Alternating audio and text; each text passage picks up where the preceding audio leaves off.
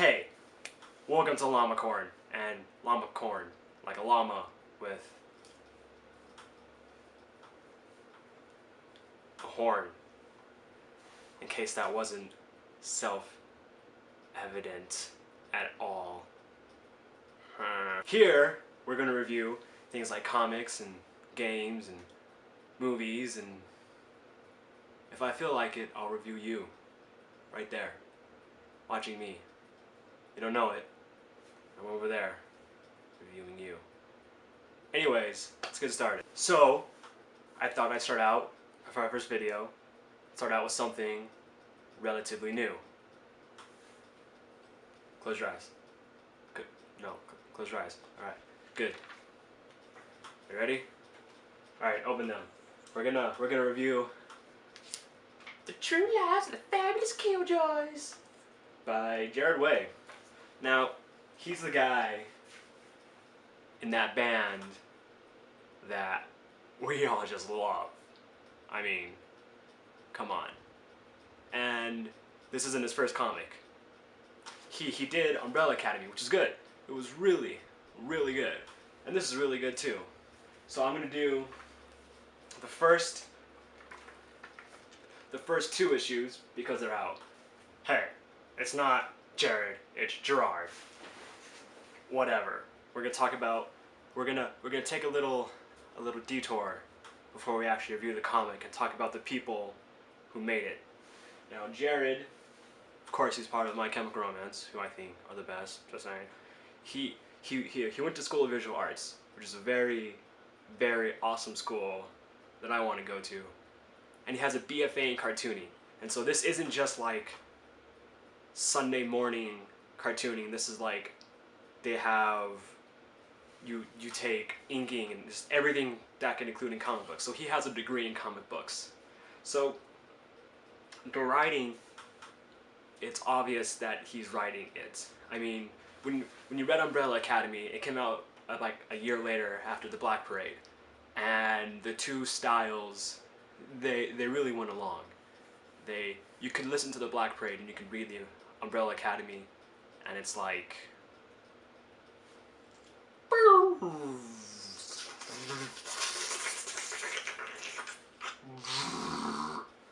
yeah. And so the same thing with Killjoys. I mean, the comic has the same name of the album, and some of the stuff in there, like names and references, it's straight from the album, and we'll get to that. But it's really good. It's definitely different than Umbrella Academy. Umbrella Academy is kind of dysfunctional family, a bit more dark, kind of, you know what I'm talking about.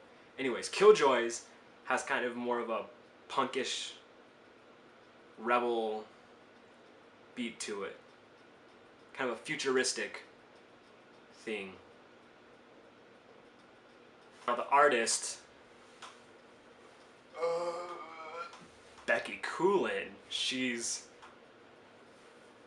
it's amazing. It's just, sometimes you'll read a comic or something and the art's just like, oh, it's good, but it doesn't fit. And then sometimes you read a comic and it's just like, it's perfect. It goes in perfectly together. Perfect.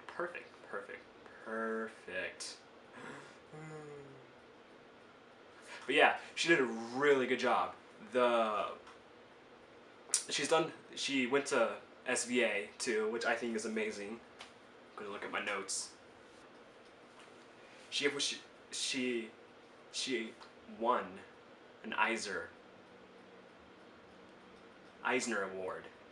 Do you win? Do you award an award? Do you receive? She received an Eisner Award, which is like an award for comics. It's really good. She's worked on other comics too. She's not just some out of the blue somebody. She does a really good job. She's worked on Batman. She's on the New 52. She's worked on things with Marvel. She's done Conan the Barbarian. I like Conan the Barbarian. She's done her own stuff, like this one called Wolves I'm meaning to check out. And it looks really good. Now, I think originally Gerard wanted Gabriel Ba, the guy who did Umbrella Academy, to the art too, but he's like super busy, which is fine. I think I think this lady did a perfect job, and I don't think anybody else could have done as good a job as she did. There was a third writer, Sean Simon, my bad, and I couldn't really find out that much about him, but he was a keyboardist in Prancing Prep.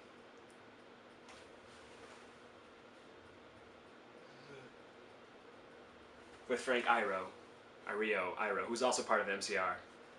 And I just know that he helped write it.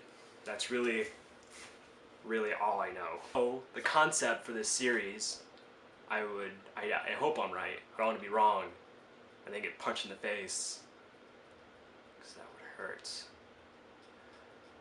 a lot. But I digress. You have this place, Battery City, and everything there is kind of controlled, like super anal controlled, like Nazi controlled. They were anal Nazis controlling it. And then you have the outskirts of the desert. Of course, you have people being all Mad Max and Fallout over there. And so it's kind of the survival of those people, of the stragglers in the desert. And it's the whole them versus Battery City. Alright, so the first issue takes place 12 years after MCR's music video Sing. Like literally. It's even mentioned in there. The girl with the afro who those people kidnap, which it kind of explains who those people are.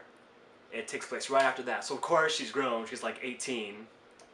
It's just, you know, it's the first chapter. It's the first comic, so it's going to be introductory, and it's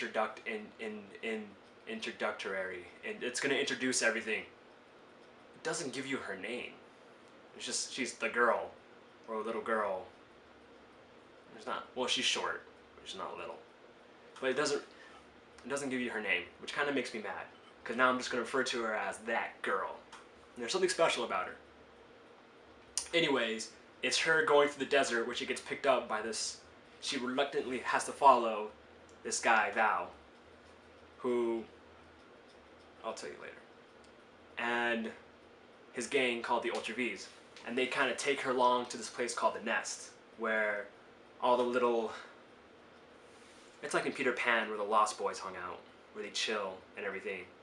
But something goes. Something fishy happens. And that guy from the music video Sing was all like, keep running. He's there. He's there, and he's bald, and he's angry, and he starts, and they're just all like, with their lasers. Pretty intense. And it like gets completely destroyed. Yeah. The second volume, chapter,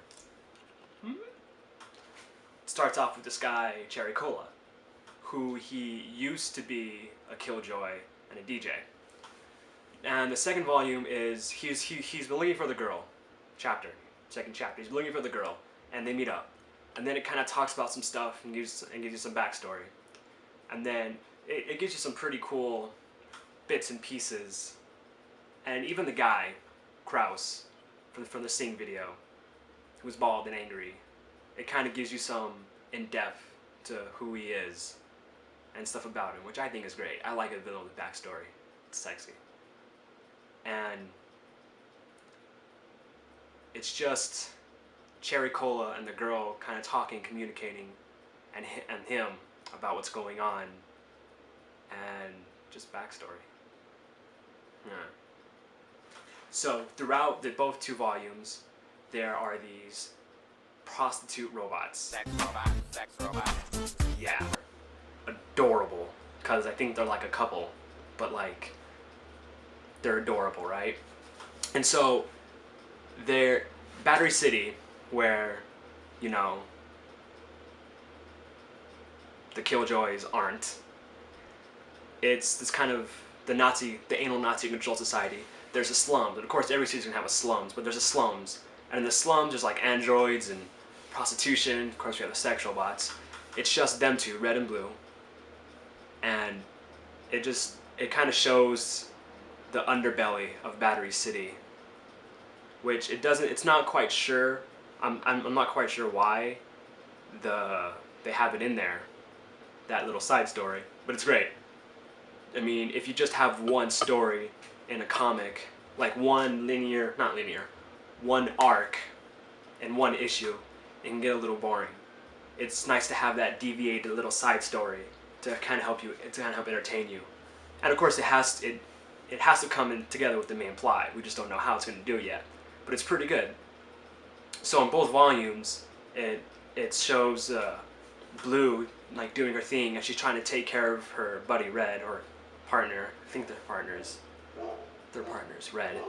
And it's really interesting. It's really nice. It's really nice diversion.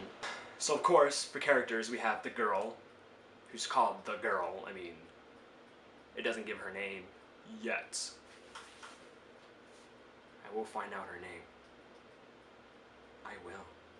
And there's Cherry Cola. He's pretty legit. I mean, he's got like a manly face and awesome hair that has some gray right here. He was part of the Killjoys, and the Killjoys, no, they were Gerard, and like they were MCR in the video. They were the group that saved the girl. So he's like the last one, and he's a DJ, right? He's a DJ with Dr. D, who's also mentioned in the videos, and he comes out in the comics. And throughout the comic, they have this kind of religion, the Phoenix Witch. And he's like super religious, which I think is awesome, because everything he says is like, when you read it, it will make you want to talk like him. Every sentence he says makes you want to be him. And then there's Val Velocity. He's the leader of the Ultra V's, and he's this white-haired dude who's kind of angry. He's a bit of a prick, really, but I think he's pretty cool. Throughout, you can tell he's trying to look like Gerard, whatever, Mr. Way from the Sing video, and then nah. To me, it looks like he's trying to look like that, even though he doesn't really like them. So he doesn't kidnap the girl. He kind of forces her to tag along, and he's really harsh. It doesn't really explain to you who he is besides the leader of the Ultra V's. But I think later on we're gonna get some good backstory on him. He's gonna start some stuff. We have Korse. I think his name's Korse. K-R-O-S-E. No, K-O-R-S-E. Korse. Koros. I don't know how you say his name. Anyways, he's the Scarecrow. He's the guy from the MCR videos, and he's the guy who's just a huge bad guy in the first issue. But then the second issue, he has some depth.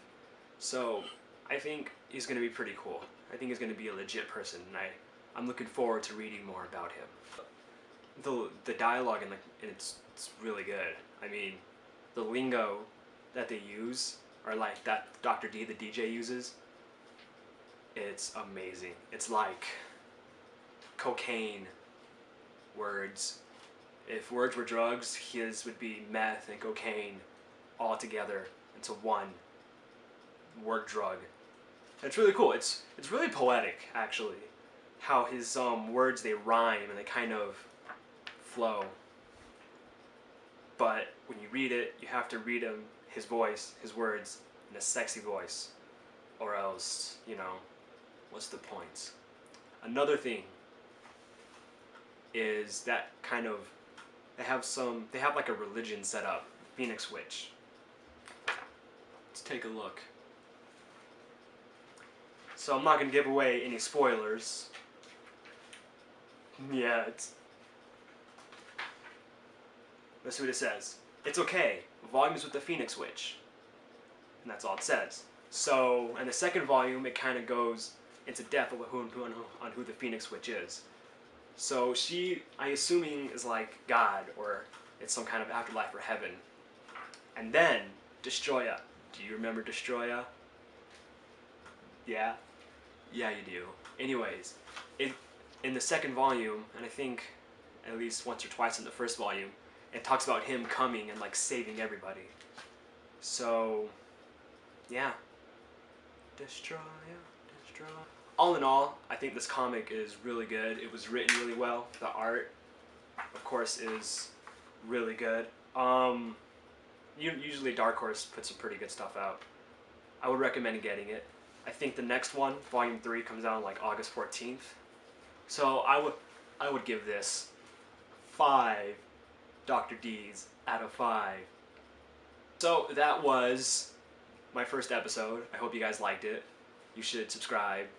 I'm planning on getting one out at least every Sunday. That'd be great. Leave a comment if you liked or hated it. Please like it. I love you if you like it. So, I'll see you next time.